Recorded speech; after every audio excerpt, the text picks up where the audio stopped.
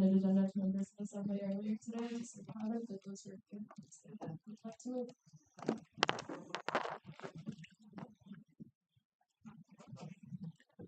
Are there any seconders to this motion? You have a seconder. All right, all those in favor of these amendments, please raise your placard. This motion clearly passes. Now going back to motion 1, approval of the agenda, moved by Secretary Garvidian, seconded by President Rocky, is that the AMS Assembly approve the agenda for the meeting of March 3rd, 2025. All those in favor, please raise your placard. This motion clearly passes.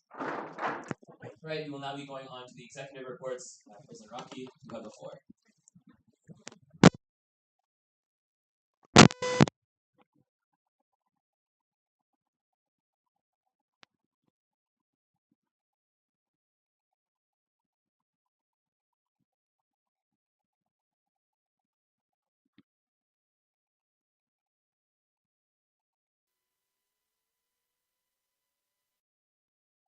Account for the society. Is there anything else you think could be productively mentioned? Please do reach out to me ahead of time. With board also comes the joint board Senate retreat, which is happening on Saturday, which will be a chance for board members and senators to come together. And I look forward to spending some time with fellow senators and some of the board of trustees members who don't get to talk to you all that much. So it should be interesting.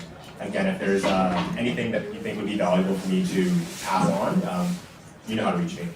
I just want to take a second to thank VP Sunday and Rector Boychuk Hale for all the work they did to promote the elections. I read a really interesting article from QJ which actually mentioned that most, if not all, of the marketing for elections came from students, which is, I guess, a testament to Queens. Bittersweet moment there, but again, thank you to both VP Sunday and Rector Boychuk Hale for all that hard work. Lastly, I'll end my report with just shouting out the Equity Town Hall is going on tomorrow. Everybody can sign up through the SICK Instagram bio, and I look forward to seeing some of you there tomorrow. Thanks again. Thank you. All right, maybe calling upon VP on Sunday now? No, or VP Chattery. Hi everyone, nice to see everyone in this small room. Not too much to report on as well since last time. Just to expand on Owen's comments from Trademark, we got a pretty big win over the past couple of weeks where we can now produce green merchandise with the letters QU on it. Really appreciate everyone's engagement from the last assembly and the really productive discussion that we had. So it seemed to have really worked wonders, and now St. Patrick's Day merchandise will be considered a seasonal event, so we can expect that this is a process that will be in place for years to come. Transition meetings have been picking up as well, so I've been working with incoming Vice President of Operations Elena, who I believe is in the room, probably in the back corner there. She waved. So those have been going really good. It's been very bittersweet, reflecting on successes and failures. So very, very much looking forward to the next couple months. Busset is slowly coming to a conclusion as well. We've got the question for ratification today, so that is really, really exciting. And last but not least, I'm slowly starting to prepare and think about the AGM and the report I'll be giving there. So really looking forward to delivering that in our last assembly, and I will pass it on to our next speaker. All right, we're going to be hearing from VP Sunday now. Okay, hi everyone. I have a lot, so I'm just going to speed through them. So first things, Ontario elections, it was good. We got an email, it did go well. We got an email today from Elections Canada actually saying that she spoke to colleagues and said that this was the largest turnout they've seen with Queen's students in a long time. So,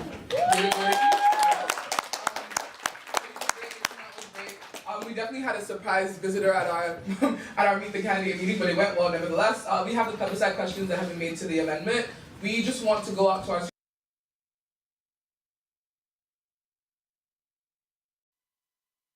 and basically the entire organization, but again, these are guiding questions for what we do. On a sadder note, I'd like to announce here first the official resignation of Stephanie Sahilio as the club's commissioner. clubs will be receiving an email tomorrow with a little bit more information about what's going on. But going forward, we will not be replacing the club's commissioner because we'll be transitioning. We have 2 months left of our term, so there's actually no point to do it. We thank Stephanie for all the hard work that she's put in this year, and we wish her the best of luck in her future endeavors.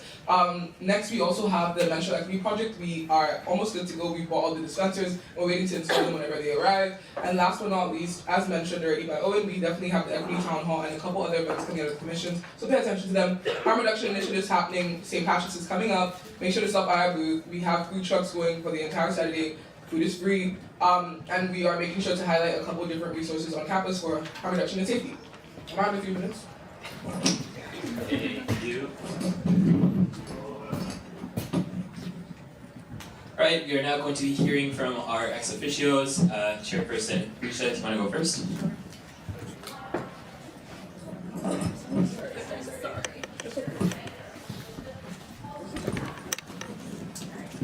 Hi everyone, I hope you all had a restful and maybe productive reading week. I only have a couple of updates to share from these last couple of weeks. So one is regarding finance and risk. So the FNR committee met last week to implement some updates to the risk register based on findings from ongoing financial risk investigations. The committee chair is also developing a transition guide to support next year's board of directors in managing financial risks. And we remain on track to review all identified risks by the end of our term, actually well ahead of our deadline, which is fantastic. From the governance side, GovCom has been diligently working on updates to the student activity fee policy and has initiated discussions on potential amendments to board policy, which will continue in the upcoming months. Additionally, the committee is collaborating with the Environmental Sustainability Commission to develop a conversation around a potential sustainability policy, which is also very exciting. Thank you, Anne. From the strategic planning side, Strat Plan is now compiling insights from discussions held throughout the year into a cohesive multi-year strategic plan for the organization, which is also super exciting. And finally, we're looking to start board hiring very, very soon. So if you're interested in board leadership, this is a fantastic opportunity to, get your foot in the door and start getting involved. So if you'd like to learn more about this commitment or what your year might look like as a student director or maybe even as a board chair, please feel free to reach out to me via email and we can set up a time to chat. And if you have any questions, please don't hesitate to reach out. Thank you. Alright, we are now going to be hearing from our Senate Caucus Chair, Lucas Taylog. Thank you. So Senate met last Thursday. One of our shorter meetings, thankfully, I guess. Lots about elections. It was confirmed there that they are going to be fixing the Bader Center. Castle will be back eventually.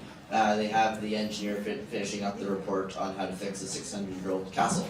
So that'll be interesting. I am aware of some accusations and some concerns from a few computer science profs about Microsoft Endpoint. We're looking into that, not cause for super big concern, as if you read the journal article, Dr. Christian Muse did confirm that Queen's isn't actively going through your data, just there was some concerns about some separation between the software's definition between personal and Queen's related data, and as Senate is the main authority on most freedom of expression type stuff at Queen's. That's why the question was brought up, and that was discussed. We also got the report from the orientation week. Sunshine and rainbows, apparently. I've talked to a few of you that might disagree with that, so if you do, please let me know. But other than that, there was a lot of good things that came out of that report. An understanding of alcohol culture is down, as well as most of our acceptance kind of stats and being more welcoming during orientation week has been up, aligned with the Senate goals, and so that's quite good. I look forward to talking to the ORT team about that in my transition, just making sure that senators are in the loop and that we can help them from the higher level on that one. And other than that, we've got a big meeting coming up this weekend with the Board of Trustees, so lots of different things. Hopefully all faculty societies have been able to have some sort of conversation with their senators. I know CS and Health Sciences, I'm coming to see you. That's just trying to get some input on the bicentennial vision, what we want things to look like, as we'll be having a lot of conversations about that. Finally, just a heads up, we will be approving the next 2 years worth of enrollment targets at our next Senate meeting. That's just because they're switching up how they do things, so we'll have a bit of a better look as to what your projections might look like for faculty societies in terms of the number of students that we're expecting at Queen's. It won't be much, but as with Common Trends, we're taking a couple out of our arts to throw into Eng, Commerce, and Health Sciences, just to balance out the budget a little bit while we work on our longer term solution here. Thank you, Lucas. All right, we're going to now be hearing from our undergraduate trustee, Reem Alradi. Not here, okay. We're going to be hearing from our university rector now, Nikki Wojciech-Bell.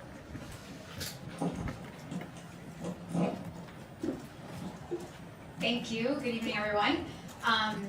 So for those of you who are eating pizza, some of us just got back from Kumsa's iftar dinner, and I was in charge of serving the rice. I don't think I've ever seen so much rice in my life.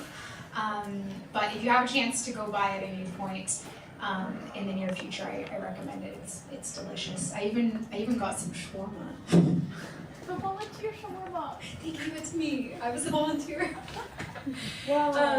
So we're in the final stretch of the semester, so I'd like to remind you, if you're planning on convocating this June, you should apply to graduate, just in case there's like a little blip in your transcript. That happened to me last year, so you need some time to smooth that out, and you can also book a portrait to remember your grad forever.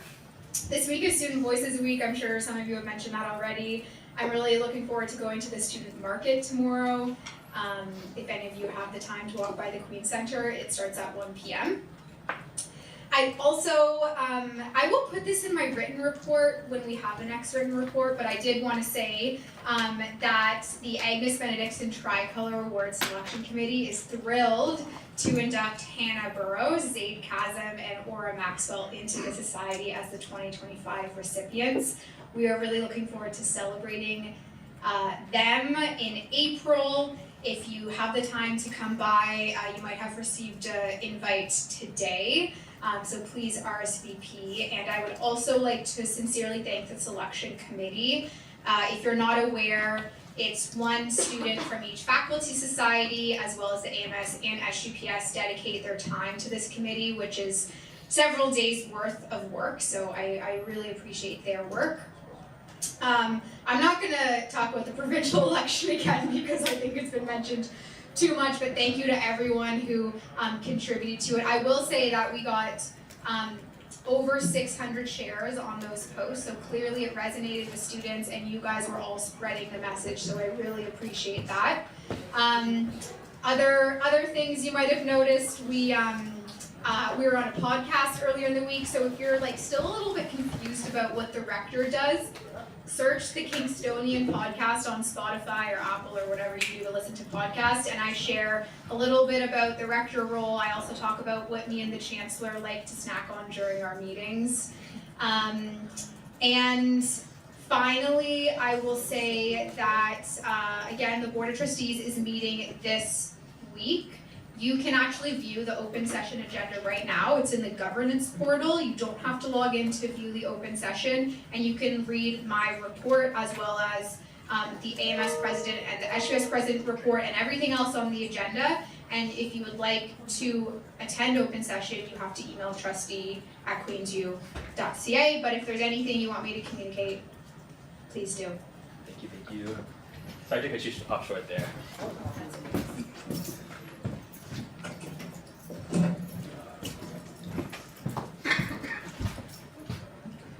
Alright, we are now going to get a couple of statements by students. The first statement is from the chair of the Committee on External Alignment, our CGO, Capstick. Our committee hasn't met since last assembly, since that was only like not that long ago. So there's nothing to report. We're meeting Wednesday and we're finalizing, working on the report to come to the next March assembly. I'll just also speak on the Assembly Policy Review Committee. We met today actually, so we were going over some interesting topics. I think it was really good discussion about ex officios as well as order of like business within Assembly. So that was very interesting, and we brought some discussion items today. Other than that, that's pretty much all I can report. No, Right, we're gonna get a report from President Rocky now.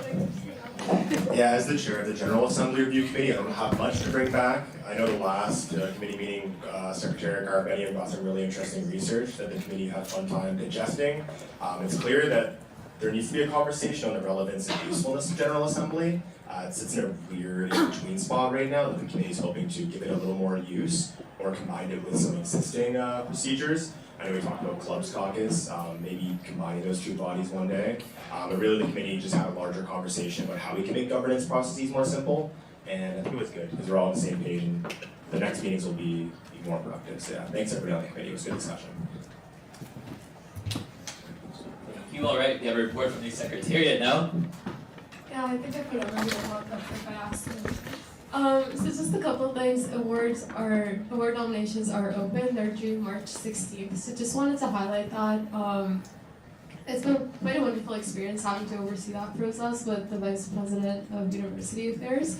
All the form stacks are updated, they're branded, the website is updated, information is on there, it's accessible. Should be simple, I've tried my best on that. But I will say it was just super exciting. Governance is usually more about compliance, so it was great to work on something about appreciating students on campus. So if you know anyone who deserves an award, who's been going above and beyond, please nominate them. Or nominate yourselves. There's a couple of awards that are accept self-nominations. I guess just on that side note, a bit of history as a fun fact. There are sections of our Constitution, I think I went over that last time, but there are sections of them that haven't been changed in over, I want to say 50 years.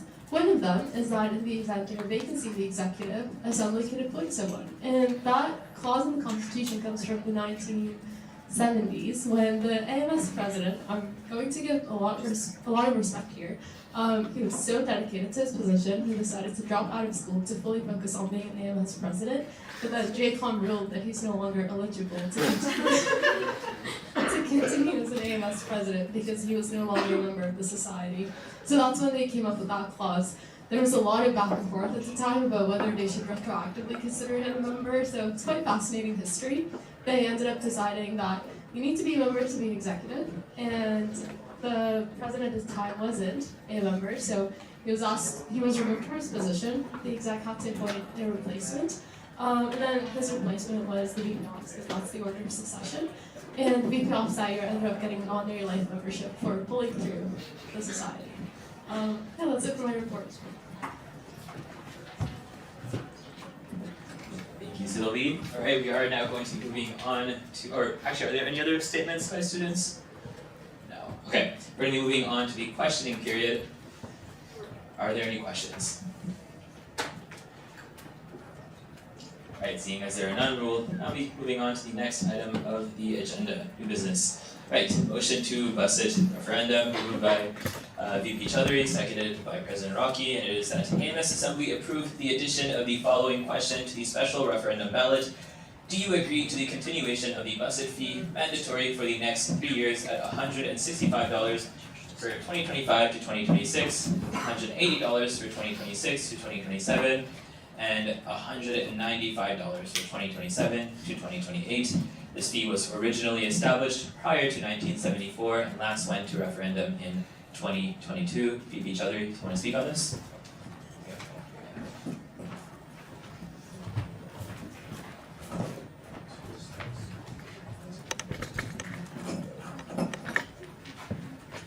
So this is the final result from what we got with our negotiations. It came to January Assembly and the original proposed fee was $240.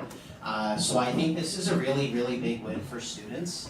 On top of that, this is kind of a unique fee structure. As you can see, it's a staggered model. So we have a 36% increase in year 1 with 10% increases in year 2 and 3. Historically, with any kind of bused renewal or contract renewal, we have seen around a 36% increase. So year 1 follows that really well. And then obviously there's the 10% increases in year 2 and 3. So it took a while to kind of find this model and for the AMS and City of Kingston to agree on a mutual fee. But really, I think it recognizes a couple things. One, that many students do face financial insecurities being students, being full-time students. So this fee is recognizing that although our fee does need to increase, we're being mindful of students and their current financial pressures that they face with, the world today. But as well, as I also mentioned in some previous conversations, the bus and pass at Queens or the AMS is one of the lowest across the province. So we pay significantly less than what you might pay at other universities. And I'm very excited for the marketing campaign because that's when we can share that information. I think if I said something now, it would count as campaigning. As well as that, there are people who live in the city of Kingston who also pay significant rates for the bus. And I think if we preach that we want to be welcomed in this community, we also need to recognize that it wouldn't be fair if the residents of the city were paying a rate that was not proportional to students. So I think I'll leave it off at that, and if anyone has any questions, please do ask me. And if you don't want to ask me today, you guys all know where to find me and how to reach me. Thank you. Any questions for VP Choudhury? Calling upon, Member at Large, Amin. Would it be financially overall to make it like a opt-out fee, or does it have to be mandatory?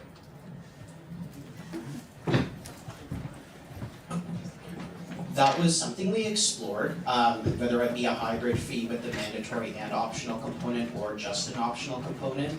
Unfortunately, we couldn't come to an agreement with a hybrid structure, and the optional fee definitely has a lot of risk. Typically, we assume that around 30 to 33% of students opt out of the fee, and it just wasn't a risk that anyone was willing to take. And then just a last thing as well, because that fee structure had more risk, it would be much higher as well. So the city of Kingston had come out with their post-secondary rate of $220 per semester. I think we would probably have seen a number greater than $220, let alone $240 with an optional, 100% optional fee model. Okay, are there any other questions at this time? Alright, seeing as there are none, we will now be moving on to voting procedure. So all those in favor of motion 2, card. All those opposed? All those choosing to abstain? This motion clearly passes. Right, we're moving on to motion 3, Council of Order, moved by Secretary Garbidian, seconded by President Rocky.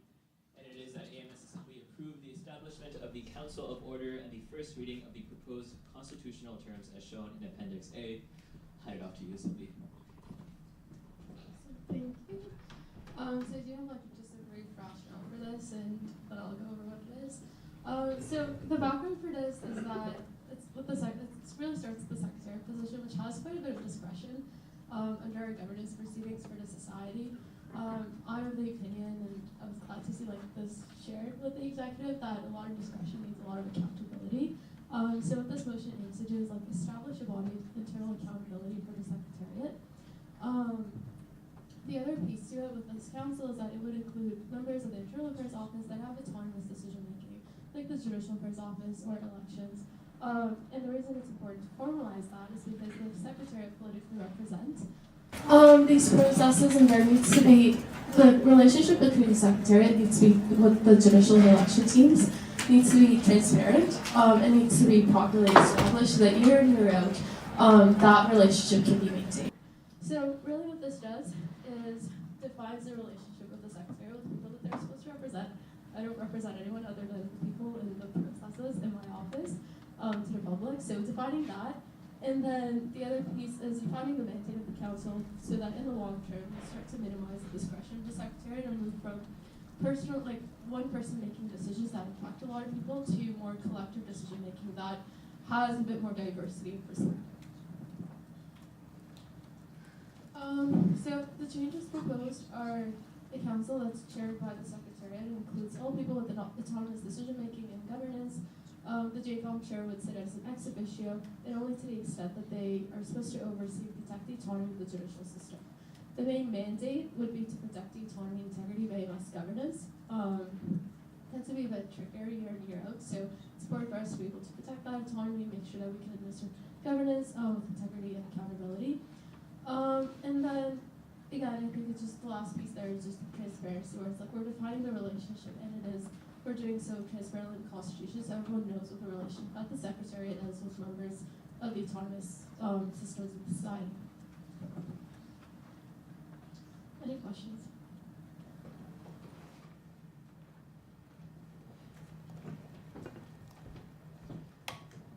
Alright, seeing as there are no questions at this time, we will now be moving on to voting procedure for motion 3, cancel of order. All those in favor, please raise your placard. All those opposed, all those who choose to abstain, this motion clearly passes. Right, we're now going to be moving on to motion 4, Secretariat Accountability, moved by Secretary Garbidian, seconded by President Rocky, and it is that AMS Assembly approve the first reading of the proposed constitutional additions pertaining to the accountability of the Secretariat as shown in Appendix D. Sylvie? Okay, awesome. So I think I have slides, yes. Okay, so just the background of this is, again, really comes down to the discretion that the Secretariat has, which is quite a bit. I know when I got in the role back in the summer, like, with the seating allocations, that used to be something the Secretary could do. It was never released to the public. Nobody ever knew what the Secretary was assigning. Like, we sent out an announcement on our website this year for transparency. But little things like this matter, and when the Secretary has a lot of discretion, like I said, I think we need to have accountability.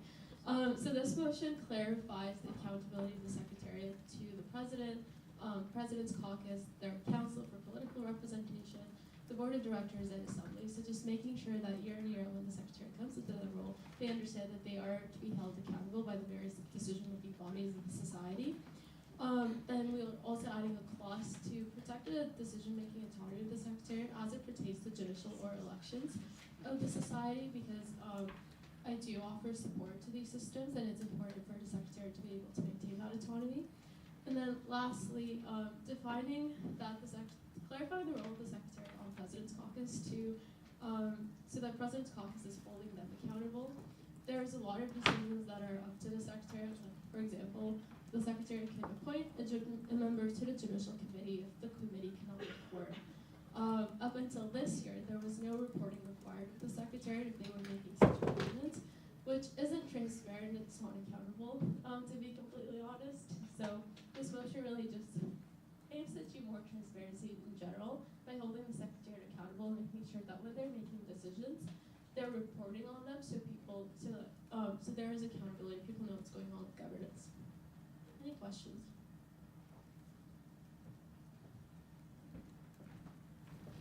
Alright, seeing as there are no questions at this time, we will now be moving on to voting procedure for motion 4, Secretariat Accountability. All those in favor, please raise your placard. All those who choose to oppose, all those who choose to abstain, this motion clearly passes. Alright, we are now going to be moving on to motion 5, Honorary Titles, moved by Secretary Garbidian, seconded by President Rocky. And it is that AMS Assembly approve the first reading of the Honorary Life Membership and Honorary President Constitutional Additions as shown in Appendix C. Sylvie? Okay, I don't think I have slides on this one, but the appendix is quite comprehensive. So those aren't anything new. We've always offered an honorary life membership, and we've always had the honorary president title. When I looked through our archives, the titles were taken out about 2 or 3 years ago. We couldn't figure out why they were taken out. But I've done quite a bit of research on like everyone who's ever received an honorary life membership. The website will be updated with that information sometime in April. And same with the honorary president. It was something that was always offered, but it was taken out. So really we're just bringing it back with greater clarity to recognize people that go above and beyond for the society.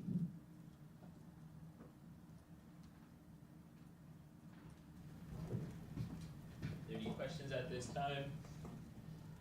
Right, seeing as there are none, we will now be moving on to voting procedure. All those in favor, please raise your placard. All those who choose to oppose, please raise your placard. All those who choose to abstain, this motion clearly passes. Right, motion 6, plebiscite questions. And it is that AMS Assembly approve the addition of the plebiscite questions as presented in Appendix D. Yeah, VP of Sunday. So the plebiscite questions, So from Sylvie's research, which she does a really good job at, she found out that we used to do plebiscite questions once upon a time, or like just outreach towards students, which was funny because I remember going to her office going, "Hey Sylvia, I want to send out a survey. What are your thoughts?" And she's like, "Actually," and I was like, "Perfect." So basically, we worked on the questions throughout the weekend, and we've been kind of discussing it for the last week. We've decided that we wanted to use one platform, so we'll go out with a special referendum and use the Simply Voting platform for as well. Sylvie's obviously the genius with the platform. I'm not technologically savvy, but we've done rank questions, so the questions are gonna come according to like yes or no, or rank, or pick three. So they're gonna be pretty easy. I think there's 2 open-ended questions. After the plebiscite questions are done, we're going to hopefully go in with focus groups and ask students for more open feedback. And hopefully this will help guide the AMS in terms of our advocacy priorities for the next year. The questions range from City of Kingston advocacy to federal advocacy, including things with the Social Issues Commission, our event sanctioning process, clubs, and some of the questions pertaining to our policies right now, and how we can advocate towards the university and any of the other bodies we need to advocate towards.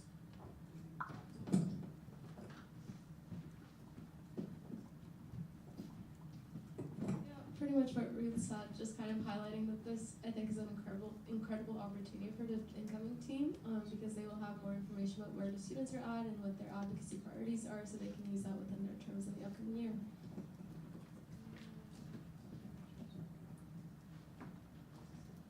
Thank you. Are there any questions about this at this time? Dr. Bochek-Hill.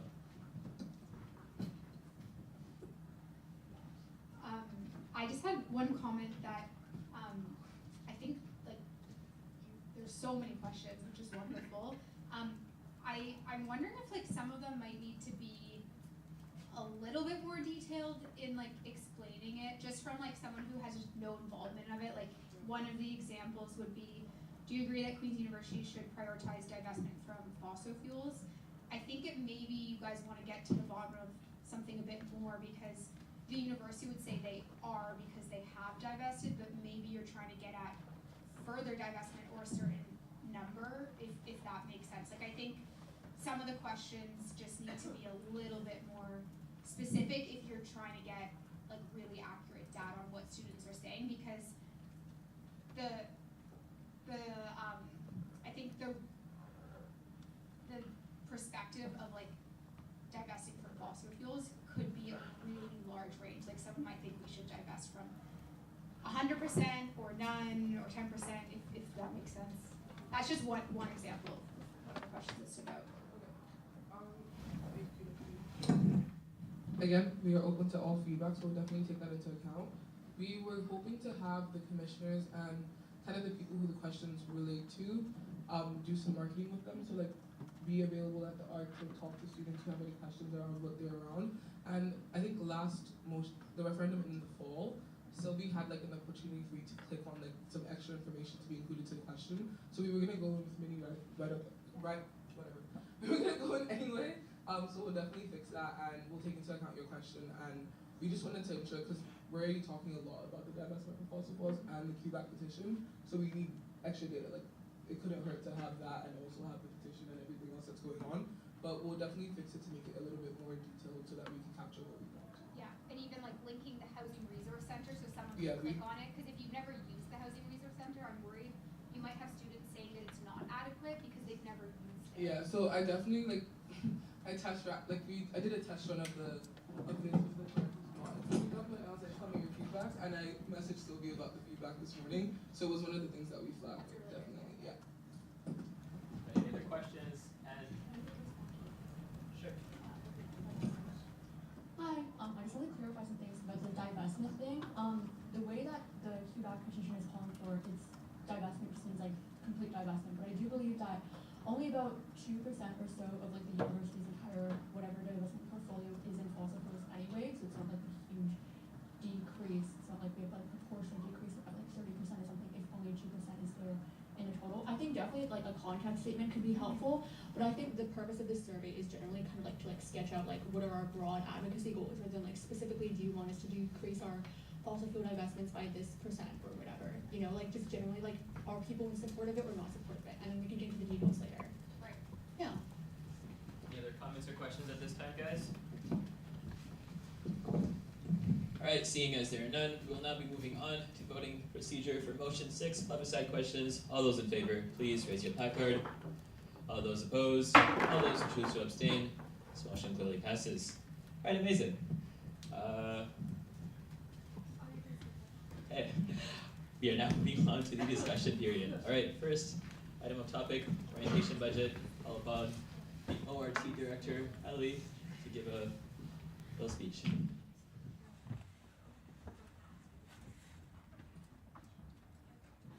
Hi everyone, we're doing well today. So it's pretty exciting as part of orientation. We're going to be presenting our budget now and having a discussion period on some of the aspects that we've been working on. So I'm working very hard along with the faculty heads and Ruth and Owen as well to really make sure that we can create a great budget for this upcoming year. So when I specifically came into this role, I realized that financial objectives are something that are really important on behalf of all of the AMS and all the students that we're representing. So I set up really 4 big goals that I really wanted to achieve. And the first is looking at ways that we can address unexpected expenses for orientation. So last year when we were coming into the role, I found that a lot of faculties were having a lot of unexpected increases in their budgets that they were using. And because of this, a lot of our budgeting was wrong. And we were paying a lot more money for things that we weren't expecting for. So I've been working really hard to make sure that event forms and the way that we're approaching all our faculty orientations are really specific so we can mitigate these aspects. The next thing that I really wanted to focus on was sponsorship. So sponsorship is huge at Queen's, and especially during the orientation period. You have about 6,000 students coming to a new environment and a new university, which opens up a lot of ways that we can increase the amount of sponsorships that we get. So I've been looking to really increase the sponsorship from both within the university and outside of the university setting within the orientation period. And we've already been in talks with several student organizations to help do so.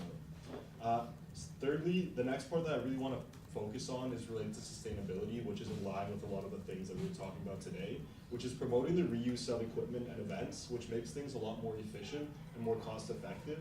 So we're really looking to make sure that we can continue to use those things to help reduce our budget costs.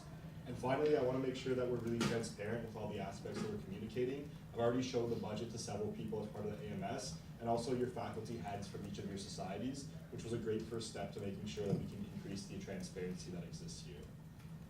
So, in terms of the budget that I was able to plan out with Tom as part of the accounting team, we're looking for an allocation from Assembly of $137,500, which is a 1.6% increase from last year, which was in line with inflation increases across the board. So we thought this was a reasonable figure to request from Assembly as a whole. In terms of sponsorship, they set a goal of $32,500 last year. Unfortunately, this was not met, and there were several aspects that I recognized we can improve on. So I'm still going to set the same goal of sponsorship as $32,500, but we're aiming to go above and beyond this particular amount. And a lot of this comes down to the fact that there's a lot more focus on sponsorship this year. I have my own sponsorship director, which really helps out to help get these sponsorships in line. And finally, for event revenue, which comes from student orientation fees, we're looking for an amount of about $230,000. Which is about $2,000 less than the last year we got, which is in line with what we expected because there was certain increases in a lot of faculties with the amount of students coming. So we wanted to decrease this slightly to make sure that it's a reasonable figure and a reasonable amount that we can request for. And because of this, I was able to get some figures from last year of around 6,000 students and divide this by 230,000, which means that each student is going to be paying $38, which is about $45 cheaper than last year, which is a great increase, and hopefully it's something that's really reflected in the way that we can be more cost effective with the entire orientation period. When we're looking at ORT expenses, this is something that I really wanted to focus on as well. So there was a $2,200 decrease from the predicted amount last year, and it's slightly above the $100,350 from what was actually spent last year. And the reason for this and the reason why they were underspent last year was because a lot of directors were not hired until later on into the period, which meant less time working together, and also because a lot of them were underworking their hours. So I really wanted to set this standard within my team to make sure that we're working those hours and making sure that everyone is hitting the amount that they need to hit so we can make sure we can stay in line. In terms of other big aspects, 25% is spent on salaries, 13% is spent on wages and assistant managers, and 55% is spent on wages for the rest of our directors. In terms of faculty expenses, this is definitely where a lot of the expenses come from, and the total amount that we're expecting is $262,500, which is an increase from the predicted amount of $251,000 last year, but it's actually a decrease from what was actually spent at $268,000 last year. And then I just put some key figures on there about where all this money is going. Sylvia was able to share with you a document detailing exactly where all of these expenses are going to, so we can discuss on that for particular aspects after this. And the last aspect, which is one of the cheaper aspects of orientation, is training. So it is also a slight decrease from last year, and I'm looking to keep all the same things that my predecessors were able to include, with a focus on being able to get a lot of training in the first few weeks that students come back, and then also making sure that we're being accountable to the leaders that we have by providing them with food at times when we're doing long orientation sessions. So that's everything that I wanted to really talk about today in terms of the big picture. So obviously you guys all have the budget that was sent out to you along with the agenda. So I'd love to be able to answer any questions that anyone may have about the work that we've been doing.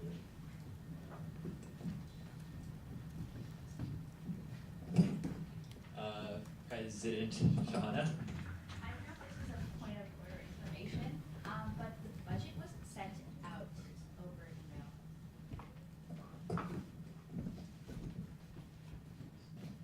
Sorry, I didn't mean to send it out, but I forgot. I uploaded it to the assembly folder under March. So if you go to the website, you might find the agenda reports folder. It's under the March one. Any other comments or questions at this time? Can we just give us 5 minutes to pull up the, thank you.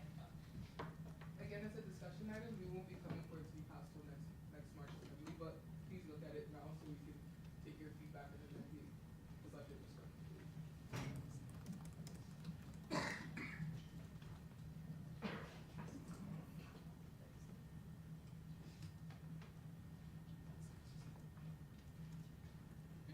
Has anyone found it yet?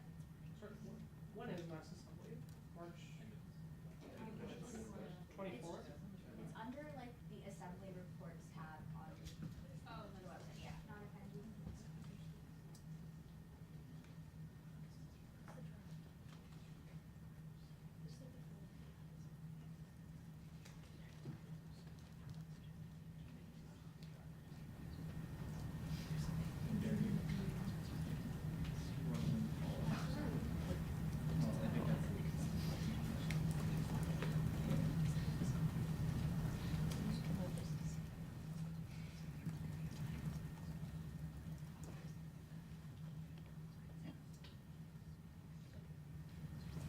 Yeah. I have an actual question. Am I allowed to ask? Okay. Yeah, go for it. Okay. President Shahana from Comsom. I'm just, out of curiosity, I was just curious to hear more about your sponsorship projections and like what the actual plan is for sponsorship and what will happen if you fall short of your projected goals. For sure, that's a great question. So when we're looking at sponsorship, last year, unfortunately, they didn't hit the mark in all of the aspects that they're looking for. And something that I've been focusing on this year is really focusing on student groups. So we're really lucky at Queens that we have a lot of student organizations. Student Care is one of them, Red Sock is other organizations that we're talking to. And I've realized that we can use a lot of the funds that people can provide us with in those senses to help with the sponsorship aspects. I think it's a really underrated condition that orientation doesn't use to the best of their abilities, of looking at how those companies, those student-run organizations can sponsor orientation events, get inserts into kit bags, getting inserts into the handbooks. So there's a lot of talks now of designing the whole sponsorship package that I'm working with my sponsorship director with. So I really think that we can go above and beyond the $33,000 that I sent out. Hopefully it can help to reduce the amount that students are paying when they insert into university. Any other? Can I add on to that? Sure. So one of the things with the concept being moved out of his portfolio and into Rowan's portfolio, the AM that used to be in charge of concert and media is now into sponsorship and media. So we have someone who's working dedicated hours to finding us sponsorships. The communications team has also been working very, very diligently to attempt to build better alumni relations so that we can also tap into the alumni pocket for some money as well. But like Ali said, like we're talking with Red Sock, we're also talking with Student Care, and we're really trying our very best to get as a lot more funding that we currently have. So that's what I'm looking for. Any other questions, comments? Me? So just looking at your finances, right? Very ambitious. I like it. But say, I don't know, given the current macro environment, right? Like, I don't know, with the cost of everything going up, you're projecting to bring your expenses down, right? Which is good and all 4 projections. But in the off case that, I don't know, your expenses, you end up running into the same issues they had last year, where expenses end up being much more than what was initially budgeted for. What do you have as like, I don't know, like a safety protocol in place? Is there like an additional source of funding that you would be able to tap into? Because if it goes to voting next assembly and we vote on a budget and it doesn't go according to plan, what do we actually do in that scenario? Like, what do we do if push comes to shove? So that's definitely a big consideration that we had, because last year, obviously, there was a bigger increase in the amount of money that they were spending per student. And I think that one way that we can help to mitigate this is really to make sure that the budget is based off of what happened last year and the actuals that occurred. So when I looked at the budget that was presented to all of you guys last year, and then looking at the actual amount that was spent, there was a large discrepancy. So I worked specifically with the accountant and based my figures off of what was actually spent rather than the budget that was proposed. So obviously we can't be perfect, and I present to you my allocation from assembly today and in a few weeks from now, but we're hoping that the actual amounts that we're pulling from are a lot more realistic, and hopefully we don't face that issue where there's a large discrepancy between the budget that we're presenting and the amount of money that we require at the end of the organization. Any other questions or comments at this time? Right.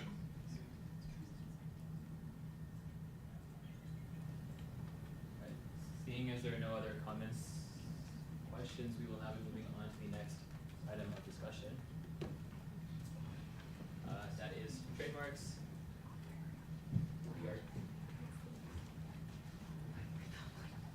We're going to be doing award procedures, and we're going to be hearing from Emma.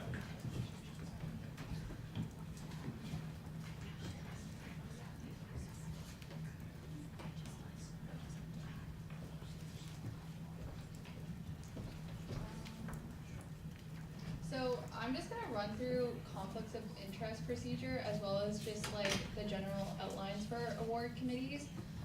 Since I've been recently just reaching out to all of you for actually booking these committees, and once we actually get into the committees themselves, it's just, there's a lot of steps to go through. Mostly I was concerned about going over like just what are categories for COI. So this is directly from the appointments policy.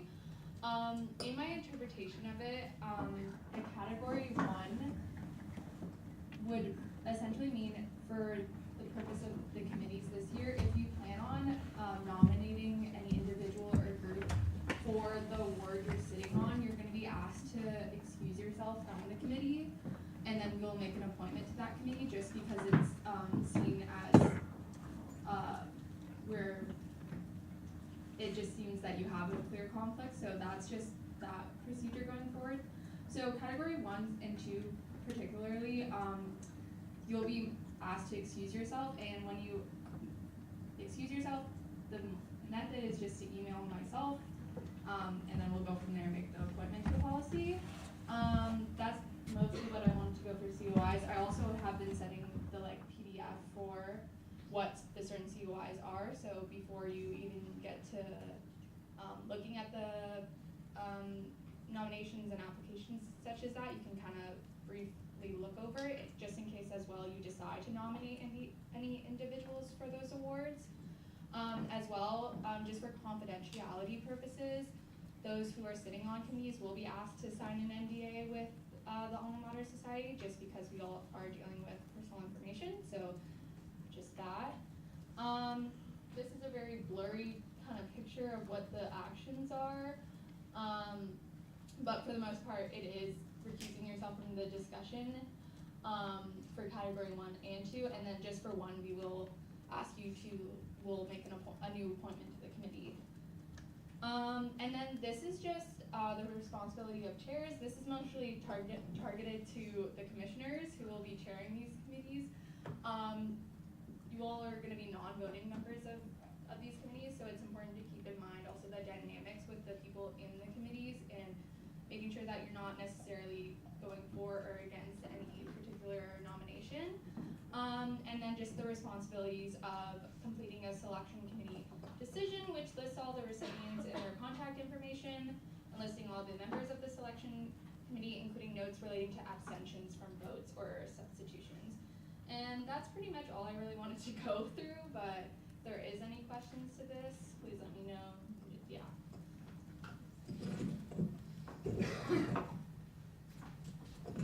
Thanks, Emma.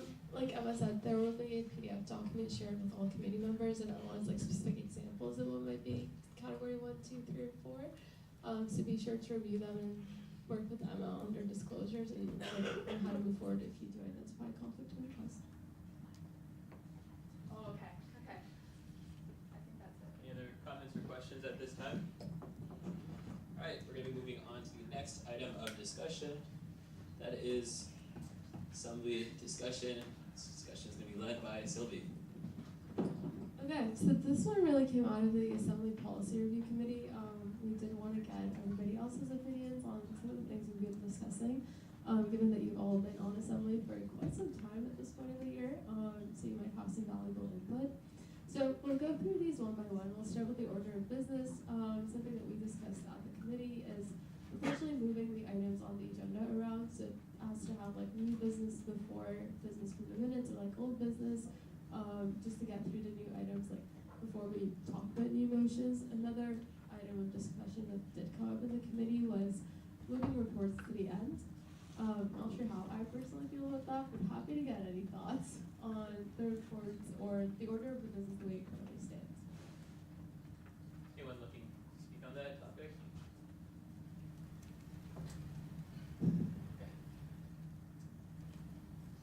Just on the reports or just like? Okay. I would say I would like the reports to stay at the beginning. But as far as like when we get the reports, something that maybe could be worth a discussion is if we're thinking back historically, Assembly used to always be on Tuesday nights, and so we would get the packages 72 hours before, and we would have like Monday and Tuesday as like 2 working business days to review everything. And now because we have Assembly on Mondays, which I don't know like if that's gonna stay the same or not, I find it's really difficult to get a package on like a Friday night very late. And I don't know about you guys, but like on the weekends I really spend trying to like catch up on things, and sometimes like Mondays you're in meetings all day. So I think maybe it's worth considering if we keep Assembly on Monday nights, having it so that instead of 72 hours, it could maybe be a certain amount of business days instead, just for all of our times. I know a lot of people are in like volunteer positions at Assembly just to make sure we can do our due diligence in reviewing them ahead of time. And point of privilege, I have to leave for a speaking event. That's good.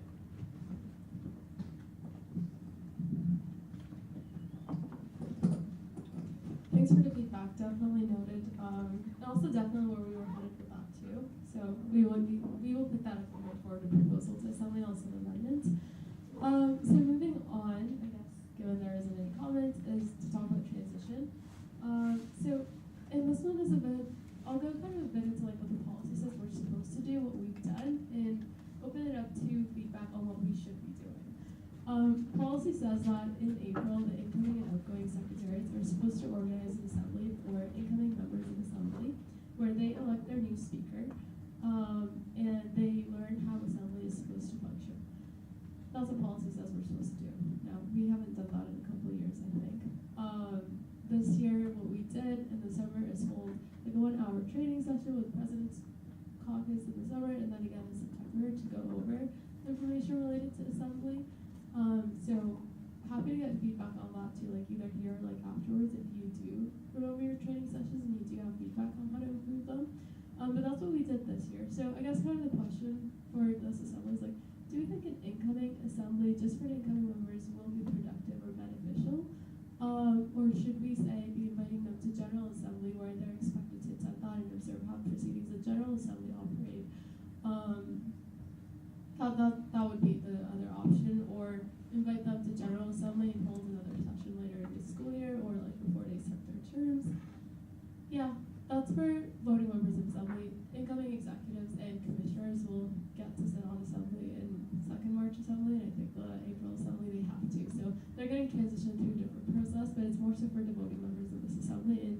we can ensure that they're transitioned into their roles. Speak on this topic. Yeah, just a couple points of feedback. I think one consideration is the fact that many folks haven't started their terms, and like assembly is a significant time commitment. And I love the fact that it is being opened up as a forum if folks are interested to be transitioned in. But I think it's important to realize that like mandating it, especially like they haven't had the same amount of notice that we have. It's not a part of their commitment yet. They have a whole year to be coming to assemblies. Another consideration is not everyone will be in Kingston who will be voting members next year. On like behalf of my faculty, our exec, at least one, typically more than one, are always on exchange. This time, I'm sure with other faculties, like I'm assuming people have like teaching placements, or they're on QUIP, or they're in work placements, and all of those commitments might conflict. So I guess like my overall feedback is like keeping it as an option would be great, but I think making sure that there is an accessible mandated sort of transition process would be like respectful of everyone else's like prior commitments.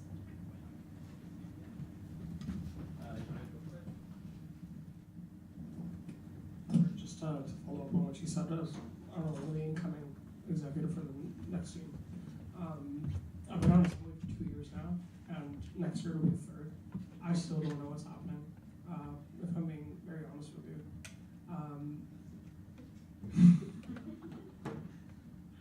No, every year it's like a new experience, right? Like the Forrest Gump quote, like life is like a box of chocolates, you never know what you're gonna get. But I'll make sure to transition the other two when they come in, but definitely just some food for thought, of course. It'd be very nice to have, new faces in the assembly as well. But she raises a very important point, and I don't know, as someone who's a part of the incoming Comstock executive team, I think the fact that 2/3 of the team are on exchange should definitely be considered. I don't know for NSOC, I know you guys have like your QUIP as well, and a lot of students aren't able to be here. So in terms of, I don't know, Comstock and NSOC, I think that's definitely something that should be taken under consideration.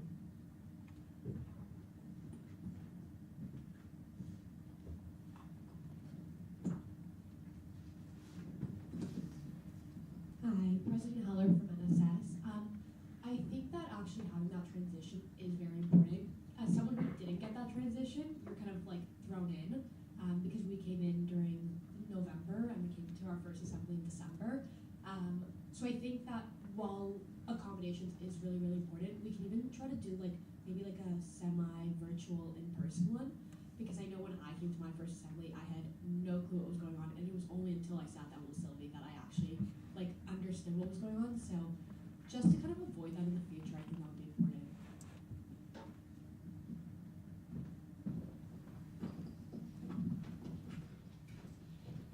Pres Ellen. Thank you. Just reflecting on ComSoc's comments, seeing that we do have AMS Assembly in March, I think it might be a good idea to invite the incoming members to AMS Assembly just to see it and how it works for the first time. Although, like, I think it's a pretty good idea to keep it optional, not mandatory. But I still think it'd be nice for the incoming just to see how AMS Assembly goes. Any other comments on this side? Seeing as there are none, I need back to Sylvie.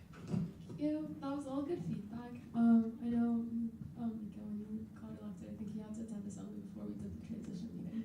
So definitely something to keep in mind for the future, but good feedback. The policy right now does make it mandatory to attend an assembly in April, but we're happy to kind of take that back to the committee and strike it out and bring back a proposal that works.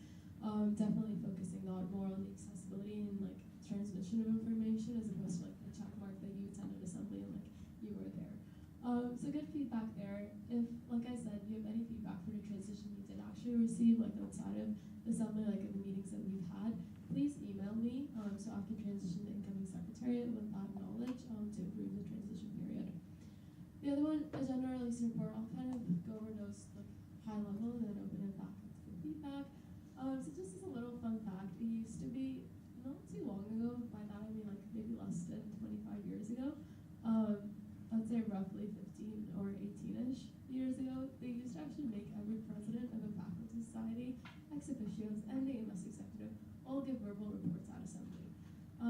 go back through the archives, something that they've consistently struggled with in the history of assembly is elective assembly. So definitely not something new that we've struggled with this year. Something that seems to come up every couple of years in the archive. So the very first instance of them struggling with it, what they did is move from verbal reports to written reports. That's when we came up with the idea of an agenda that includes reports built into it.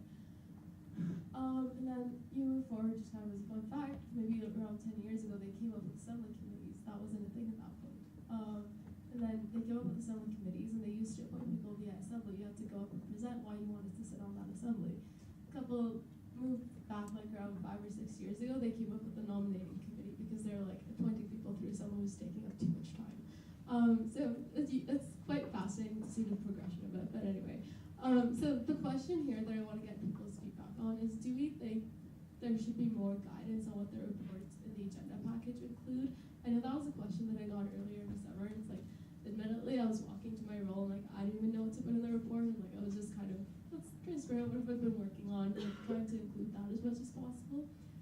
So I guess two things here is like, do we need to have more guidance on what is included in reports? If so, what does that look like? And then Rector Bochuk-Hill kind of touched on this in terms of the agenda release. We were definitely leaning towards like having it released like with business day numbers as opposed to like number of hours before assembly. But any feedback for like the release of the agenda, inclusion of reports, frequency, what's put in the reports would be beneficial. And I'll open that up for discussion. Off to the president of the Nursing Society. Hi. So I think that in regards to reports, I think something that was very helpful was looking at past reports. So I wonder if you could just make a document of like kind of like what to include in the reports, and then also just include like the latest, like oldest report. So let's say they transition in April, so to have that March report put in place for them to look at, because that's something that really helped me because we didn't get that kind of like transition period.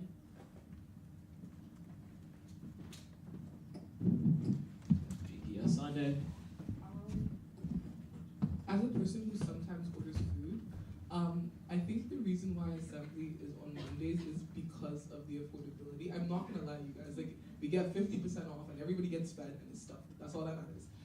So I think that like I would advise the incoming team to keep that because that's a responsible way to use student funds, getting the best deal possible. So that's in terms of the day. I definitely agree that we could probably move around like the business days rather than hours. I will say that typically Sylvie's ready to send her agenda out and she's chasing us for information. So I think internally, like that would definitely require a lot more coordination of like getting all of the information, being sure about what you're putting on the agenda and how you're putting on the agenda. Because I know that sometimes I'm getting the, hey Ruth, is it done? And I'm like, give me one more minute, whatever. But it gets done, but she usually ends up having to like fight people for it. So that's really important. And then I think as well, in terms of the reports, and how the reports work, like I think it would be important to sit with everyone and kind of ask like the structure. Like some people give us like point form reports, which is fine. And some people go into a lot of details about what they're working on. I don't know if there's like a, this is what it should look like. I don't know if that's something you guys want to try to implement. Like I think really it should just be brief and like a guideline rather than like a, this is a strict what should be in the report. That's it. I'll just throw one comment in because I want to take George more time. But I always thought it was interesting in old reports. I know I've probably asked a lot of you to do that as a thought exercise, go through and pick through what people used to talk about. And if you look through about 10 years ago, all people used to report on is the meetings they went to. So things used to be a little bit more simple, and it kind of made me think, what if we all just wrote down what committees we're on, maybe a little more straightforward approach to governance rather than some of the essays we all write in the reports, which, I don't know, not that I try to read them all, but you know how it is. So maybe simple is easier, but easier said than done. Any other comments at this? Oh.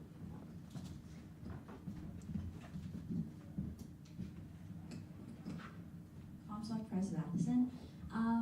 Just like a little note, and I think I brought this up during the summer president's caucus, and I think we've done like strides in terms of like improving it. But this isn't necessarily related to like the timing of the release or the reports themselves, but just the accessibility of assembly language.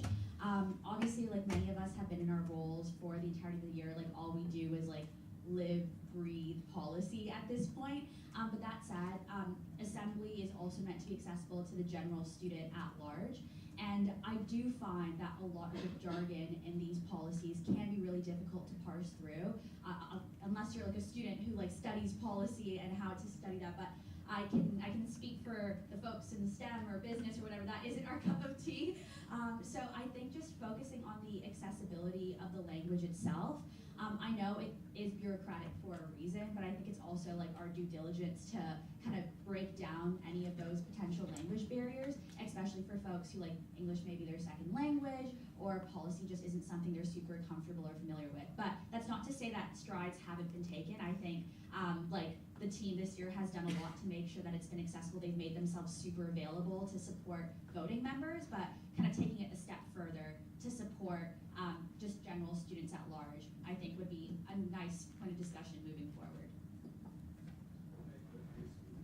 I've already, one that's a really good comment. I thought a lot about that. One thing I've thought of is like almost a template for people to follow for presentations. Is there anything else you would suggest?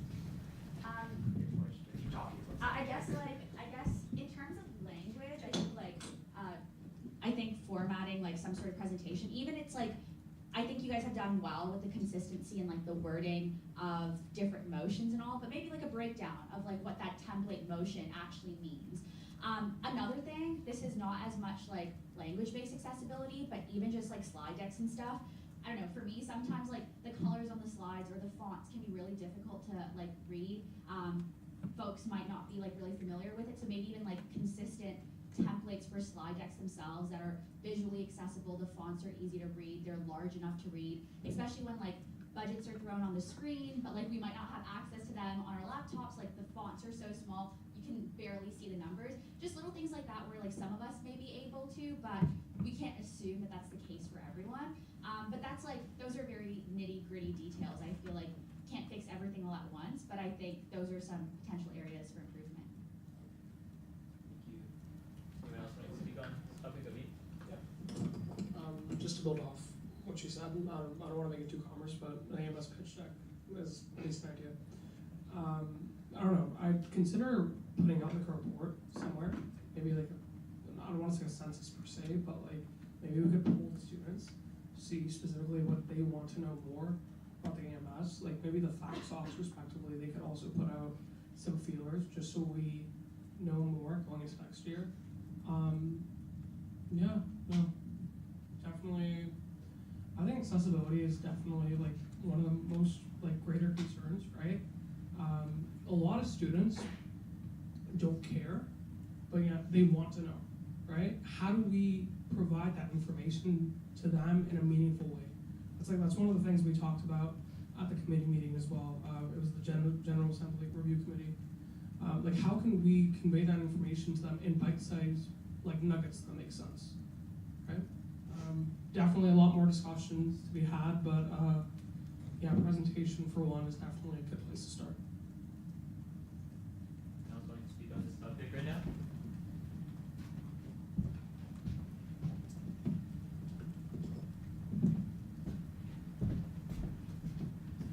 Alright, seeing as there is no one else wanting to speak on this topic, and it's our last topic of discussion, are there any motions on the floor to close assembly? President Rocky? Motion to adjourn. Any seconders? Sylvie? All those for closing assembly? This motion clearly passes. We are done.